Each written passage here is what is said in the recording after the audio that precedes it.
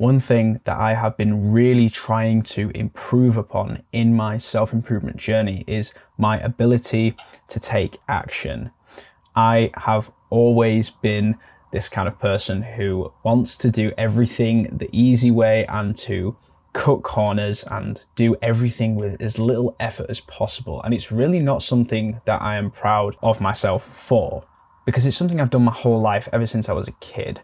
When I was in high school, when we had our GCSEs, which were like our main big exams for the end of high school, I would revise and, study for the test the night before. I would never study for like weeks before the exam or anything, even though I knew about the exam for months. I would always just cram in all the studying the night before, and I would tell myself the same excuse, the same justification. My brain would keep telling me, no, it's fine, because if you do it all the night before, then you're going to be able to remember it easier because it's like fresher on your mind because you just looked at it the night before. So it's going to be more in your brain. And I used to tell this to my mum and my dad and my friends. I used to say, yeah, I just revised the night before because then it would be more fresh in my brain. It was so ingrained in me that that was the case that I started to apply that to other things in life. My job, my first job, I just did the absolute bare minimum work that I needed to do so that my manager was happy with the work I'd done. But I never went above and beyond. I always just wanted to see how I could get this done in the most efficient way possible. And there's a good and a bad side to that. I mean, I'm quite an efficient worker, so I can get these videos recorded pretty quickly. I can edit the videos pretty quickly. I mean, you'll have seen on my channel that I don't put loads of time editing my videos.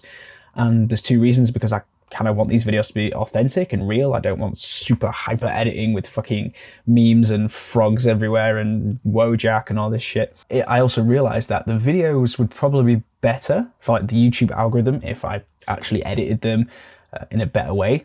So it is kind of a detriment and a positive. And I've always been like that. I've always thought, how can I do this in the most efficient way possible? But the problem is, when it comes to self-improvement, there's a lot of things that we need to do on self-improvement, but that we don't actually have to do. No one's pointing a gun at our heads saying you need to go to the gym and lift weights today. You need to read that book. You need to meditate tonight. You need to stop watching porn. You need to stop playing video games. There's no one saying that you have to do this. So I would always do things in the most efficient way possible to try and get the task done to the bare minimum in the most effective time frame, but just for things that I had to do. My exams, my job. But when it comes to something that you don't have to do, that you just do because you want to do it, because you're trying to practice discipline, right? Cold showers, eating the right diet, going to the gym. All these things that I've had to do on self-improvement have been really hard because I don't have to do them. And the most efficient way to do something that you don't have to do is to not do it. So I have always struggled with getting into the stage of becoming an action taker. And the thing that causes me to actually go and take action on the things that I don't even have to do, bearing in mind that I'm sort of predisposed to being this kind of person who doesn't really want to take action if it takes effort, is the whole idea of inaction.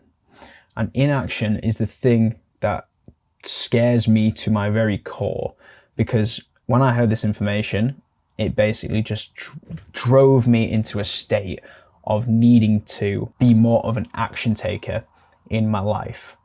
And that is the idea that inaction is the slow death. I did not want to get to 80 years old at the end of my life with regret. I do not want to be minutes away from dying and be in a state of regret, pain, sadness, guilt, thinking about the things I could have done with my life, because I'm of the belief that you just live once and you have to make the most out of your life. You have to make the most of the time that is given to you. It was the fear of inaction that drove me to become an action taker. Now, there's something in the self-improvement space that a lot of people talk about, and it's called visualization. And visualization is about thinking and visualizing where you want to be in 10 years time, right? Are you going to be a rich guy on a yacht? Are you going to have a nice house? Are you going to have a beautiful girlfriend? Are you going to be buying all the nice watches and the nice clothes? Are you going to be in good shape? You're going to have six-pack abs? You're going to go into the gym every day and working out from your home gym? All this stuff is cool, right, to think about for visualization. But what I'm talking about here in terms of inaction is something that is kind of called like an anti-visualization, an anti-vision. And this is the idea of visualizing where you will be and what you will feel like and look like if you don't take action on any of the things that you know that you should be doing, right? So if you're like me and you always take the easy, most time efficient route for everything, which usually means not doing the thing, then you can visualize where you might end up. If I visualized in my head about if I didn't go to the gym now for the next, 20 years, and I stopped going to the gym, ate whatever I want, didn't go outside for walks, didn't do any cardio, I could have a pretty comfortable life, right? Pretty easy, just sit around, play video games, eat whatever I want, enjoy myself. But where would I be in 30, 40, 50 years time? What would I look like and feel like? Well, I would probably be quite overweight. I would probably be in really bad health, so I probably wouldn't live very long. I'd probably be depressed because I wouldn't be confident in the way I looked. And I doubt I would, if I didn't try to make this YouTube channel and to try and make money online and to further my career, then I probably wouldn't be in a very good financial situation either.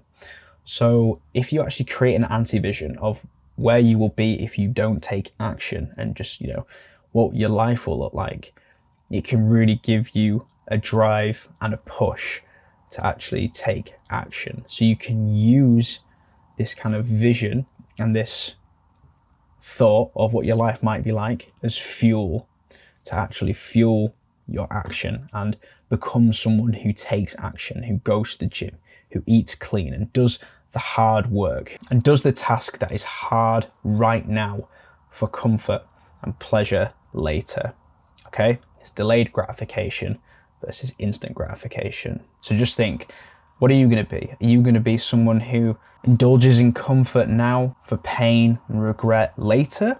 Or are you going to be someone who takes action, does the hard thing now, does the difficult, discipline requiring tasks in your life that no one's telling you that you have to do, and you're just going to do them because you know it's going to make you a better person later? Which one of those two people are you going to be? Because when I think of it like this, I certainly want to be the person who is taking action right now, trying things like YouTube, going to the gym, eating clean, meditating, reading books, upskilling myself, okay? This is all the kind of fuel that I needed to kind of take me out of that habit of doing everything as easily as possible and trying to go through life in easy mode, right? Switch your life onto hard mode, do the hard work, become an action taker. Right, bro, thank you for watching the video. And remember, improve yourself by 1% every day and you will get there. See ya.